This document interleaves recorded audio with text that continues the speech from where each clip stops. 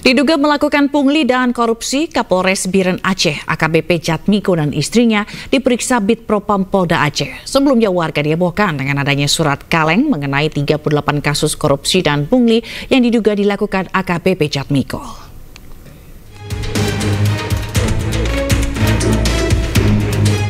Kapolres Biren Aceh AKBP Jatmiko diperiksa Bid Propam Polda Aceh atas dugaan penyalahgunaan jabatan dengan tudingan pungutan liar dan korupsi.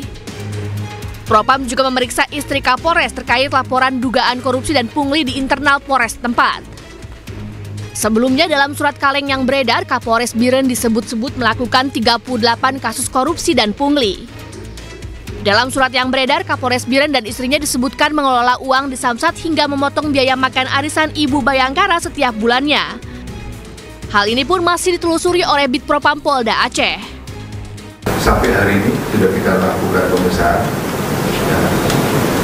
Kapolres beserta istrinya juga sudah kita lakukan pemeriksaan. Saksi-saksi yang lain, ada beberapa perwira juga maupun anggotanya sudah kita lakukan pemeriksaan. Jadi untuk proses penanganan Kapolres Biren ini nantinya setelah lengkap dari hasil laporan penyelidikan akan kita kirim dan kita proses penanganannya oleh Divpropam Polri. Sementara itu Polda Aceh memastikan jika ditemukan adanya pelanggaran kode etik, maka AKBP Jatmiko beserta istrinya akan diproses sesuai dengan ketentuan yang berlaku di institusi Polri. Dari Kota Banda Aceh, Taufan Mustafa, iNews melaporkan.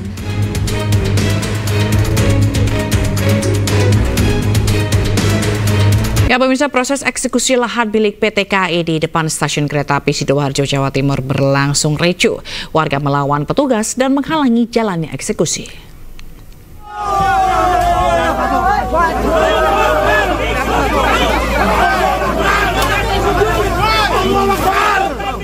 Kericuhan terjadi di tengah proses eksekusi lahan milik PT Kereta Api Indonesia di depan stasiun kereta api Sidoarjo, Jawa Timur. Sejumlah warga penghuni lahan berusaha melawan dan menghalangi proses eksekusi yang dilakukan jurusita Pengadilan Negeri Sidoarjo. Warga pun terlibat aksi saling dorong dengan anggota kepolisian yang berusaha mengamankan jalannya eksekusi. Warga berusaha melawan dan mempertahankan bangunan yang digunakan sebagai warung makan dan tempat tinggal. Sejumlah warga bahkan menolak keluar dan memilih bertahan di dalam bangunan yang akan dirobohkan. Saya tuh tinggal di sini itu sudah lama, Bapak. Sewaktu tahun 90 saya buka wartel. Wartel nggak berjalan, saya buka warung. Gitu, Bapak.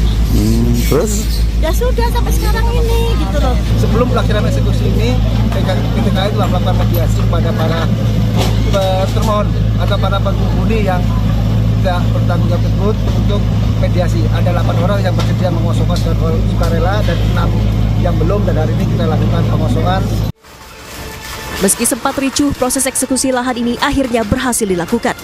Sejumlah bangunan permanen dikosongkan dan dirobohkan untuk selanjutnya diberi pagar pembatas agar tidak bisa digunakan lagi oleh umum. Dari Kabupaten Sidoarjo, Jawa Timur, Pramono Putra, iNews melaporkan.